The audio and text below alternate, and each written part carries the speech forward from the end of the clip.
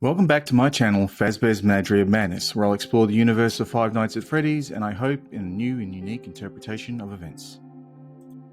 The topic of Henry and the Silver Eyes is typically overlooked by many, as the theorists have assumed Henry's actions in the book contradict the games. This is not the case, and I suspect that the community just isn't looking at Charlie's point of view for this topic. I think Henry's actions are very much explained when we look at the relationship between father and daughter and the troubled life Henry has led.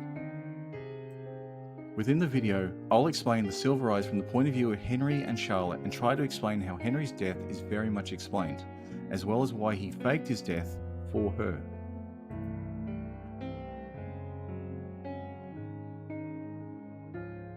In 1983 came the worst moment in Henry's life, the discovery that his daughter Charlotte had died outside the diner he co-owned and worked.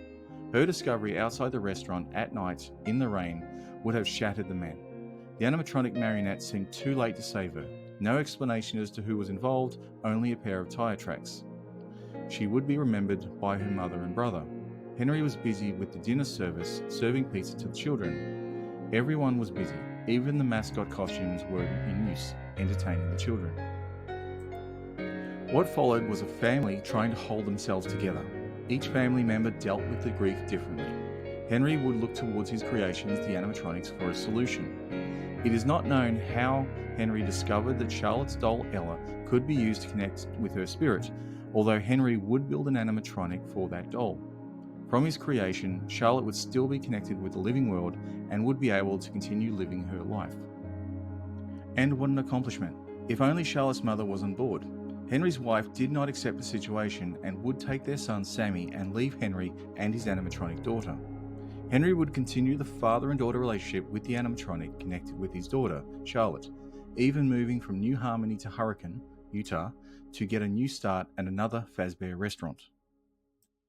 By 1987, children had gone missing, presumed dead, in an event called the Missing Children's Incident, where a senior staff member, William Afton, had been connected with the location of the children's disappearance. While some had thought that Henry was involved, it was Deputy Burke who investigated and discovered William's involvement. Henry was devastated. He hadn't realized in all the years his involvement in the horrific events that had happened. How could he have been so blind? Henry had built so much to be used for such acts.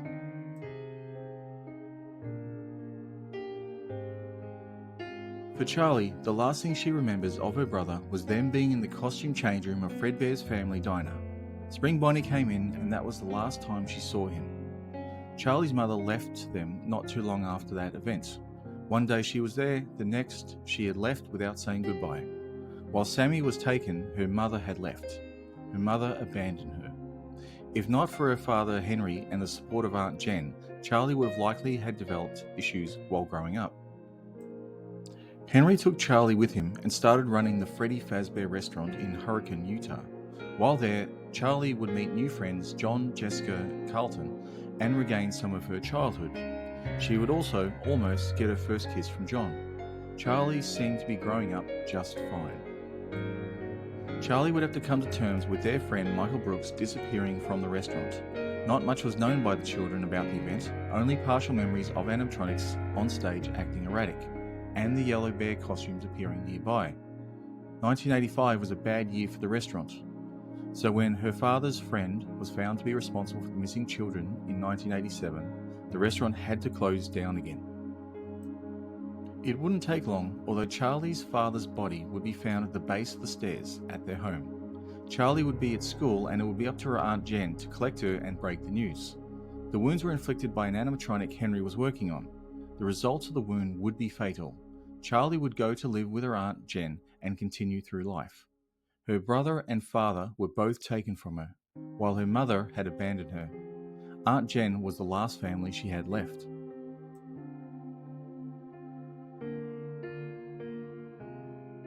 It is not known how Henry found out that Charlotte's spirit could be connected with an animatronic.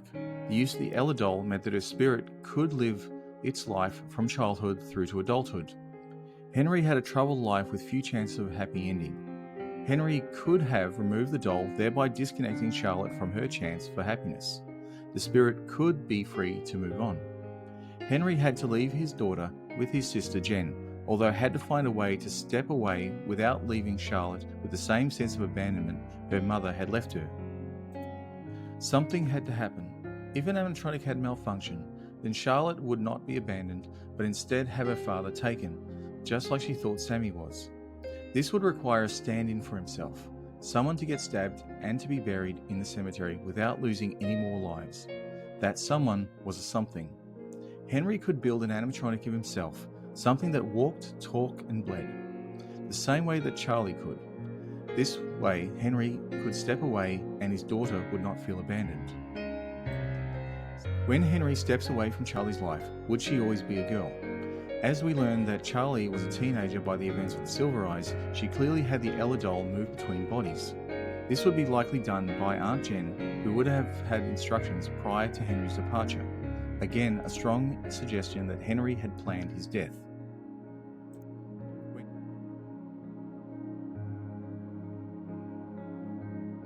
The last topic to mention is what was Henry doing during his absence? The answer comes from Candy Cadet. Now I will tell you a story about a kind man who would visit 5 orphans and bring them toys and gladness. The man lived alone, and lived in fear that someone might break into the house of one of the 5 children, so he adopted all 5, and brought them together in one place, in his own home. He promised them to never leave them, and they promised to always come home, and never stay out too late. He left one day to buy food, his heart being filled with gladness, but returned to find that the burglar had chosen his home, and killed all 5 of the children. The man could only afford one coffin, so he stitched the 5 bodies together to make one, and buried the child. That night, there was a knock at the door. The story of the kind man, I think, talks about Henry's actions leading up to the finale of Sister Location. Orphans in this universe could refer to a group of animatronics having lost their restaurant, such as Freddy's Group or Fredbear's. One of the 5 children has a house, which I see as being a building named after them, not genuine ownership. 5 orphans are said to be promised to always come home and never stay out too late. This could loosely be connected to the rentals. And this has me thinking of the fun times as being the 5 orphans separated from their restaurant. Circus Baby, Freddy, Foxy, Ballora, and Bonbon are at the rental facility, a building named after Circus Baby. The kind man promises to never leave is Henry staying employed for the longest of times. This would tie into Henry's departure in 1987 and staying at the rental location until after the events of the 3rd game, 3 decades later. And the knock at the door was Mike Afton coming back after being scooped. The next chapter for Henry was Pizzeria Simulator.